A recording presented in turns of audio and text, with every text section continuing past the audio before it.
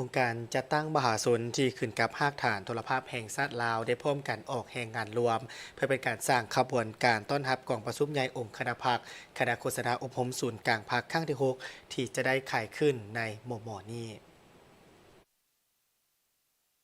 ในตอนเช้าของวันที่ 19 พฤษภาคม 2026 3 องค์การจะตั้งมหาชนที่ขึ้นกับภาคฐานโทรภาพแห่งชาติลาวได้พร้อมกันออกแห่งงานอนามัยรวม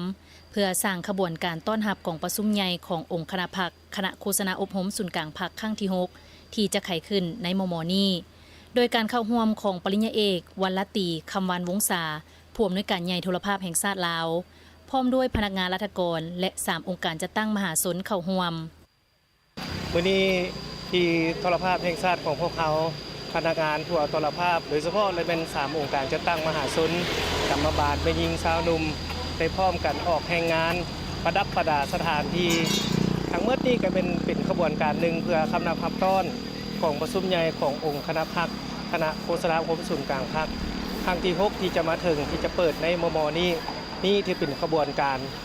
ทั่วโทรภาพของพวกเขาได้เอาใจใส่ได้ชี้นำได้ออกแข่งขันสร้างผลงานประกอบส่วนกิจกรรมในมื้อนี้ออกแห่งงานประดับประดาอยู่เขตนอกเขตความเป็นจริงแล้วพวกเขาก็ได้เฮ็ดแต่ 2-3 มื้อที่ผ่านมาแล้วขบวนการเนาะแต่ก็ออกแห่งงานอยู่เขตทางนอกนี่แน่ทางด้านในแน่คิดได้ให้สถานที่มีความสวยสดงดงามทางอันนึงก็เป็นการประกอบส่วนของไอ้น้องทั้งหมดทั่วโทรภาพแห่งชาติก็คือ3 องค์การจะตั้งมหาชนเกี่ยมจิตเกี่ยมใจเข้าสู่กองประชุมใหญ่ของพวกเขาในเทื่อนี้แต่อันนี้ก็แสดงให้เห็นถึงความเอกอ้างความพร้อมของพวกเขาจะก้าวเข้าสู่กองประชุมใหญ่ที่จะเปิดขึ้นในมบนี้พวกเขาก็ได้สร้างขบวนการแต่ว่ากระบวนการผ่านมาพวกเขาก็ได้เคลื่อนไหวเป็นปกติเนาะคือกับระยะ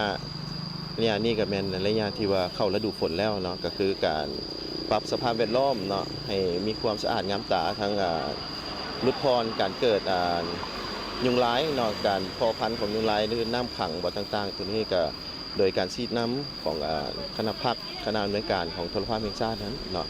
โดยการนำพาเป็นขบวนการของ3 องค์การจะตั้งทั้งกรรมบาลเจ้าหนุ่มและก็แม่ยิงพวกเขากันเนาะคือระยะพันมาเนาะพวกเขาก็ได้พากันติดตั้งทุ่งปิ๋วเนาะเพื่อประดับประดากำลังขับต้อนกองประชุมใหญ่องค์คณะพรรคกสพนั้นเนาะสมัยที่6นั้นเนาะแล้วก็การเกี่ยมต้อนรับคือระยะจ่อเข้ามาในเดือนหน้าวันที่1 เดือน 6ก็เป็นวันเด็กน้อยสากลนั้นเนาะพวกเขาก็สร้างเป็นแบบอย่างเนาะในการสร้างกระบวนการความสามัคคีความเป็นแบบอย่างในการอนามัยเนาะรักษาความสะอาดปรับสภาพแวดล้อมของโทรภาพแห่งชาติเฮานั้นมีความสะอาดงามตา